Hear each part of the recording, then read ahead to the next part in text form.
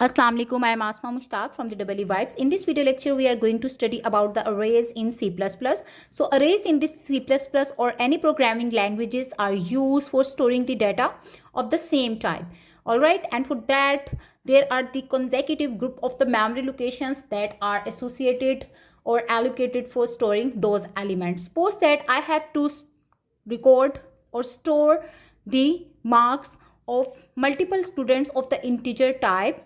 All right, and for that, rather than declaring multiple variables of the same type integer, it's better to use the concept of the arrays and store the values in it. Similarly, if you have to continuously record the values of the temperature, you can use the arrays. Fine. So let's just have a look how to declare and initialize the arrays elements. First of all, you have to write down the data type. It can be integer, it can be float, it can be character type, or any other data type that you have already studied. After writing or defining the data type, the next step is you have to write down the name of array. So assuming that I am going to store the age of the persons, or I have to store the marks of floating type for the students, and similarly I have to store the names of students. Fine. And corresponding to that, I have named the arrays. After that, we use the square brackets, and within the square brackets we have to mention the size of array. The size of array actually define the total number of the elements that will be present in that particular array. Okay, and there are different approaches.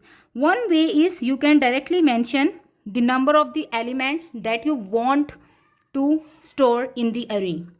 Okay, so this means that there will be 5 elements in the array named age.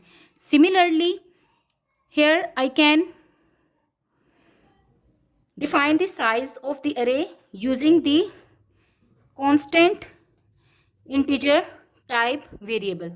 So constant integer size is equal to, let's say, 9. Okay, and what is the benefit of using the size variable of the constant integer type? We can actually update the value or the size of an array quickly by changing this value, rather than changing the whole program where you might be looping the array elements for a certain number of times. So if you want to increase or decrease the size of the array, you can simply change the size variable over here, and hence the array size will be updated. Okay, sometimes we can also leave the size within the bracket empty. Okay, and in that case we have to initialize the array elements. So you can simply write age comma then e comma l comma l and then comma o. So you can only leave the size empty when you are going to initialize the array in the same line. Fine. And once you have declared the arrays, the next step is to assign the values to these arrays. So when you declare an array, then what happens? Assuming that you are going to consider the first array age, whose elements are 5. So what will happen? 5 consecutive memory locations with the name age will be reserved. Okay, and each slot will be accessed by its index value.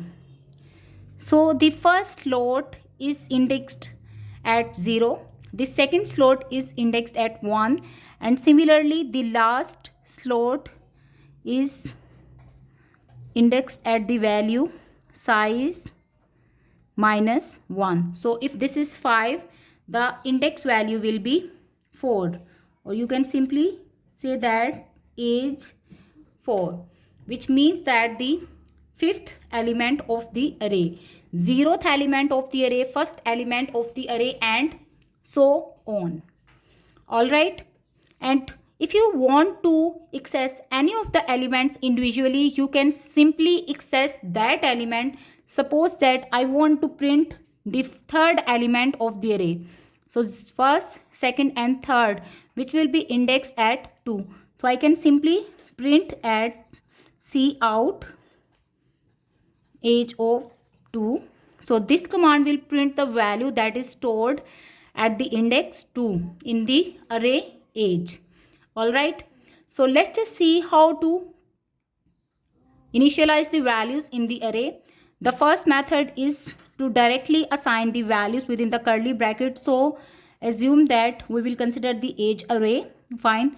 So in the single statement, integer age is equal, of the size 5 is equal to 5, 10, 11, 12 and 13. So here are 5 elements in the array. If you try to include more elements in this array, like if I want to store more elements 7 and 15, then there will be a compilation error. Why? Because we have just allocated 5 memory locations for storing the values in the array, and if you try to add more values in it, obviously this will cause the compilation error.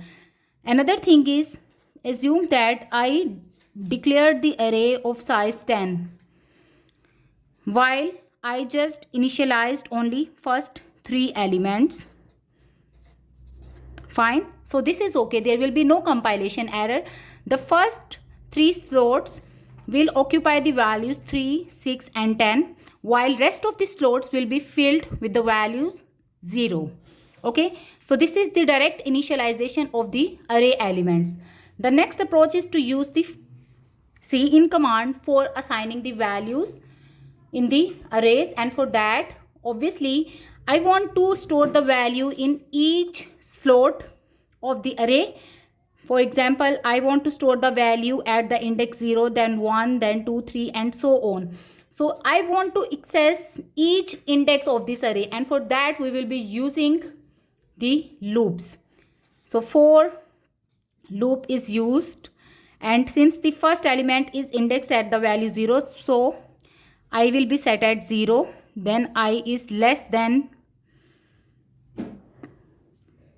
size of the array, and then I plus plus, and hence you will write down the command C in name of the array, and then the index I will be mentioned. Now what will happen? Initially I is equal to 0, so that's why age of 0. So user will enter the value in age of 0. Then I will be incremented, I becomes 1. Since I is less than, assuming that the constant integer size is 9, so I is less than 9, condition is true. Again user will enter the value in age of 1, and so on until the loop is completed. Fine. So in this way you can actually assign the values in the arrays. Similarly, if you want to print all the elements in the array, what you need to do, you will again use the for loop for accessing each element of the array. So j is less than size, and then j plus plus. Finally you will write cout command, and then age of I. If you want to print each element of the array in the new line, then obviously you will have to use the directive end line so that each value is printed in the next line. Now we will solve the different problems associated with the array. So the first is, if I want to add up all the entries of the arrays, so what we can do that, first of all we will declare an array of the size 10. So integer age of 10, this is equal to, you can directly initialize the values 1, 2, 3, 4, 5, 6, 7, 8, 9 and 10. Fine. Or you can also ask the user to enter the values in the arrays. After that, once you have initialized the values in the arrays, the next step is to add up all the elements of this array, and for that we need to loop through the array. So first of all, I will declare a variable of the type integer sum is equal to 0, where the summation of these elements will be stored. Now what will happen? For integer I is equal to 0, I is less than 10 because there are 10 elements, then I plus plus, and here what I will do, sum is equal to sum plus age of I. Okay, and within this loop the value of the sum will be updated each time. So let's see how it works. Initially I is equal to 0, fine, and the sum value is also equal to 0. What we are going to do, we are going to update the value of the sum variable by adding sum plus age of 0, since initially the I value is 0 and age of 0 corresponds to the first element of the array whose value is equal to 1. So this becomes 1, hence sum variable is updated to 1. Now I will be incremented, it will become 1, fine, 1 is less than 10, condition is true, so the sum variable will be updated again. This will be equal to sum plus age of 1, which means the second element of the array, which is equal to 2, and hence sum becomes 3. In this way we will keep looping until the condition fails and we exit from the loop, and finally you can print the value of the final result. So the summation is equal to, here you can print the value stored in the sum variable. Fine. So this was the simplest problem that you can do in the array. Now the next is finding the maximum element of an array, and for this particular problem we will assume the same array. Fine. Now in order to find the maximum element of the array, we need to make a comparison of each element of the array, and finally we need to update the value of the largest variable. So I will declare a variable integer maximum is equal to 0 initially. Since I need to make a comparison of each element of array with this 0, and if any element is having the value greater than 0, obviously the value of the maximum variable will be updated by that value. So we will use the loop again for integer j is equal to 0, j is less than 10, and then j plus plus. Here what I need to do, I will make a check if age of j is greater than the maximum variable, then what we should do, maximum value will be updated with that element of the array, and it will keep looping until we check all elements of the array. Fine. So let's just try run this program. So initially what happens, the maximum variable is equal to 0. Fine. So we can write maximum is equal to 0. Now integer j is equal to 0, and we are going to check age and 0, which means the first element of the array. Okay. Now what I am going to check, if age of 0 which is equal to 1 is greater than the maximum value which is equal to 0, this condition is true. So that's why the value of the maximum variable will be updated by that maximum value. So the max variable will have the value 1. Fine. Now what will happen? The value of the j will be incremented by 1. It becomes 1. 1 is less than 10. Condition is true again. Now I am going to check if age of 1. So age of 1 is greater than 1. We are talking about the second element of the array, which is having the value 2. So 2 is greater than 1. Condition is true. So the max variable will have that value which is equal to 2, and in this way it will keep looping until it checks all the elements of the array, and hence the maximum element is printed. Similarly, you can write down the program for checking the minimum element of the array. Also, there is another problem. Assuming that if a user presses a key, so let's just call it integer key. Okay, integer key is equal to 5 or 25. Fine, this is the key that you have initialized, and I want to check either this key is present in the array or not. So for that I need to make a check or need to compare the value of this key with each element of this array, and if the match is found, I will print the key is present, otherwise the key is not present.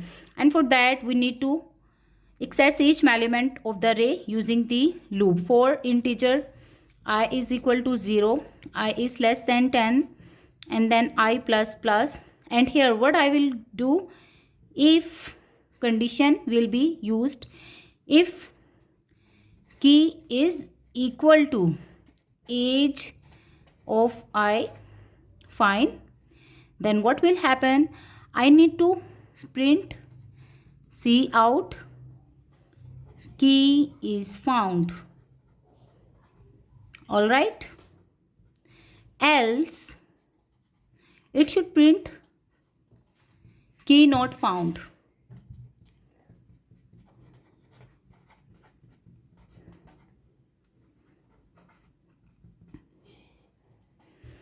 So these were the simplest problems that I have discussed related to the arrays. There can be other problems where we need to sort the elements of the array either using the bubble sort, merge sort, or insertion sort, that I will be discussing in the coming lectures. Thank you for watching.